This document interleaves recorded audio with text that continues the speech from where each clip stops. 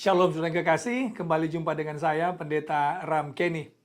Kita kali ini akan kembali meneruskan pembahasan kita tentang ciri-ciri dari tanduk kecil yang kita temukan dalam Daniel pasal 7 ayat 25. Tapi sebelumnya mari kita berdoa.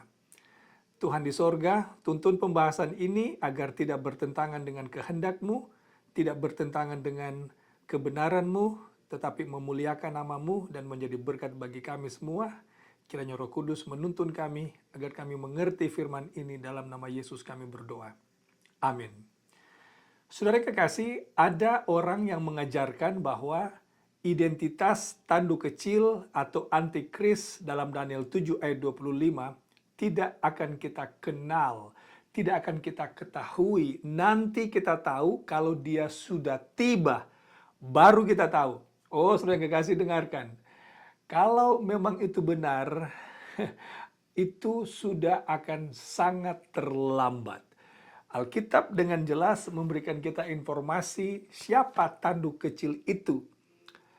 Nah, Allah melalui firman-Nya dalam Alkitab secara terang benderang memberikan kita informasi siapa tanduk kecil ini.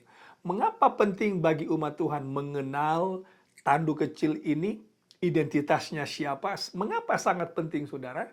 Karena dengarkan, Wahyu pasal 14, mulai dari ayat 8, seterusnya sampai ayat 12, mengamarkan kita untuk jangan atau tidak menyembah binatang dan patungnya. Karena bila mana kita menyembah binatang dan patungnya, kita akan menerima cawan murka Allah. Artinya kita tidak akan selamat, kita tidak akan berada di surga. Nah, saudara yang kekasih, bagaimana saudara dapat menghindar menyembah binatang ini kalau saudara tidak tahu identitasnya itu siapa? Jadi, identitas binatang ini harus kita tahu agar kita tidak jatuh dalam penyembahan kepadanya, tidak menyembah binatang. Karena kalau kita sudah tahu, kita akan diberikan pilihan mau menyembah atau tidak, tapi kita akan tahu siapa dia dan Alkitab membantu kita. Oke, semoga saudara bisa mengikuti sampai di sana. Nah, sekarang mari kita pergi ke Daniel pasal 7. Allah akan memberikan pertolongan kepada kita mengerti siapa tanduk kecil ini. Pada beberapa waktu yang lalu saya sudah membahas tentang periode waktu 3,5 masa dalam Daniel 7 ayat 25, yaitu periode waktu di mana tanduk kecil ini akan berkuasa. Saya mendengar seorang pendeta, ada juga pendeta Ezra Soru diantaranya, yang mengajarkan bahwa satu, identitas antikris ini tidak akan diketahui, nanti diketahui kalau dia datang. Kemudian yang kedua, saya kurang ingat video penuhnya, tapi saya berikan garis besarnya ya. Yang kedua katanya, tanduk kecil ini kalau dia hanya sampai 1798, terus sedangkan paus itu sampai hari ini masih ada. Kalau hanya sampai 1798, mengapa hari ini paus itu masih ada? Berarti paus bukan antikris. Nah, saudaraku dengarkan. Pendeta Ezra Soru harus mempelajari nubuatan secara lengkap.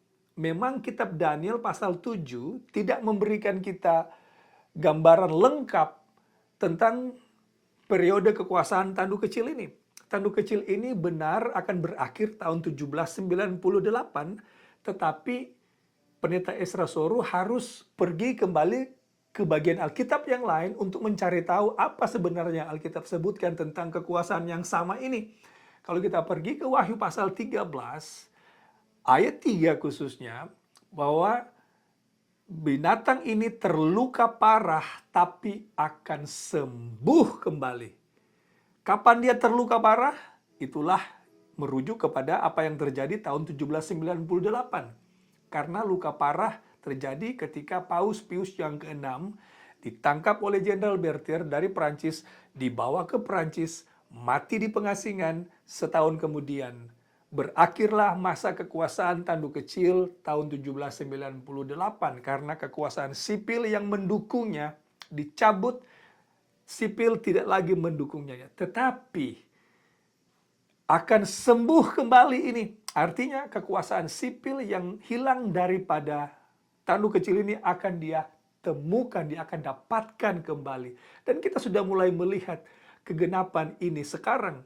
Sekarang saudara, Roma Kepausan mendapatkan dukungan dari berbagai pihak, dari semua pemimpin-pemimpin bangsa, pemimpin-pemimpin politik bangsa, termasuk negara kita Indonesia. Nah, sekarang mari kita pergi ke Daniel 7 ayat 25 untuk mencari tahu identitas yang lain. Saya bacakan, ia akan mengucapkan perkataan yang menentang yang maha tinggi. Ini salah satu jati diri atau identitas tanduk kecil.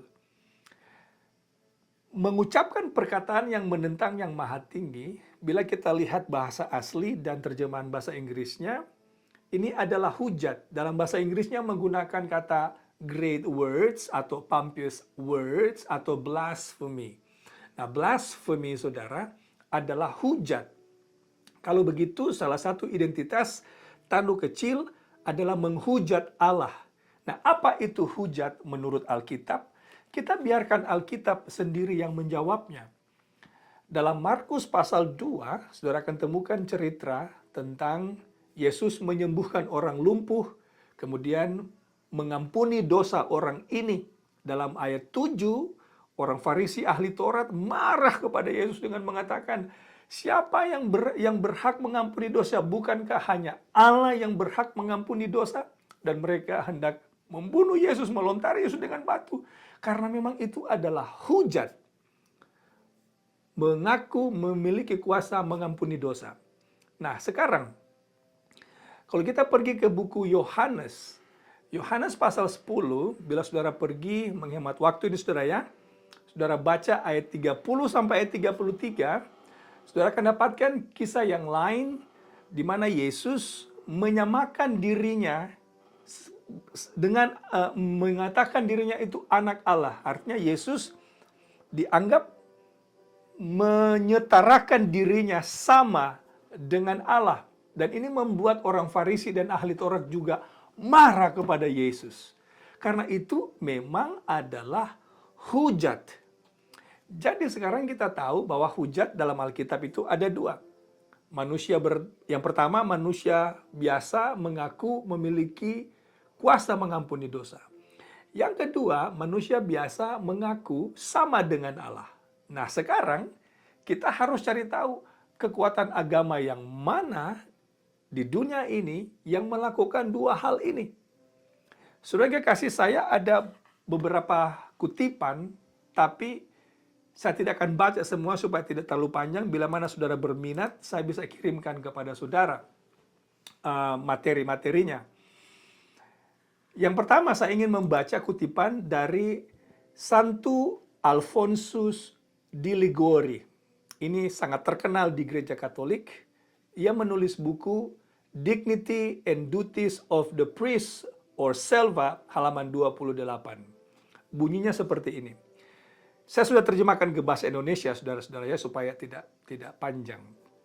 Sebagaimana penebus turun ke dalam gereja dan duduk di ruang pengakuan dosa untuk melaksanakan sakramen pengampunan dosa, dan seorang imam yang duduk di ruang pengakuan dosa lainnya, Yesus akan berkata di depan peniten. Nah, peniten ini adalah orang anggota gereja yang datang untuk meminta pengampunan dosa kepada imam. Itu peniten. Jadi Yesus akan berkata di depan peniten, ego te absolvo. Demikian juga imam akan mengatakan kepada setiap peniten yang datang kepadanya, ego te absolvo. Dan masing-masing orang yang bertobat akan mendapatkan pengampunan yang sama. Jadi saudara, menurut Alfonso di Liguori, imam itu sama dengan Yesus dapat mengampuni dosa. Saudara dengarkan. Para imam-imam ini adalah manusia biasa sama dengan saudara dan saya. Mereka juga memiliki dosa dan bergumul dengan dosa mereka sendiri. Bagaimana mungkin orang yang memiliki dosa hendak mengampuni dosa orang lain? Saudaraku dengarkan, Alkitab tidak mengajarkan ini. Alkitab mengajarkan hanya Allah yang dapat mengampuni dosa. Kita datang langsung kepada Allah. Pengampunan tanpa penumpahan darah tidak ada pengampunan dosa. Dan praktek ini tidak ada penumpahan darah di sana. Bagaimana mungkin ini mengampuni dosa? Ini ajaran buatan manusia, saudara. Nah, kalau setiap kali saudara pergi ke gereja ini, saudara akan temukan dua bilik. Bilik yang pertama untuk imam, bilik yang satu untuk orang yang datang meminta pengampunan dosa. Ini menurut Alkitab adalah hujat, karena hanya Allah yang berhak mengampuni dosa. Yang kedua, ini ditulis di buku ini, saudara, ini seperti ensiklopedia ya, terkenal di gereja Katolik, yaitu Prompta Bibliotheca Lucius Ferraris. Ini Prompta Bibliotheca Canonica Juridica Moralis. Ada artikel di sana yang berjudul Papa. Ini Papa ini adalah Paus. Ini terjemahannya. Paus memiliki otoritas dan kekuasaan yang begitu besar sehingga dia dapat memodifikasi, menjelaskan, atau menafsirkan hukum Allah. Paus dapat mengubah hukum Allah karena kekuasaannya bukan berasal dari manusia, melainkan dari Tuhan. Dan dia sendiri bertindak sebagai wakil Tuhan di muka bumi dengan kekuasaan yang paling besar untuk mengikat dan melepaskan domba miliknya. Apapun yang dikatakan oleh Tuhan Allah, Sang Penebus, juga dilakukan oleh wakilnya, dalam hal ini Paus. Dan itu tidak bertentangan dengan iman. Luar biasa. Ini hujat ini, saudara. Siapa yang berhak mengubah hukum Allah? Hanya Allah saja. Allah pun tidak mengubah hukumnya, karena hukumnya adalah karakternya sendiri. Bagaimana Allah mengubah karakternya sendiri, saudara? Dan bagaimana mungkin manusia, dalam hal ini Paus, diberikan kuasa untuk mengubah hukum Allah? Tetapi dia melakukannya, saudara. Dia mengubah hukum Allah, yaitu menghilangkan hukum yang nomor 2, kemudian mengganti hari Sabat ke hari Minggu. Ini hanya dapat dilakukan oleh Allah. Allah pun tidak melakukannya. Kalaupun yang boleh melakukan hanya Allah. Tapi gereja ini telah menghujat Allah dengan mengubah hukum Allah yang hanya menjadi hak prerogatif Allah itu sendiri.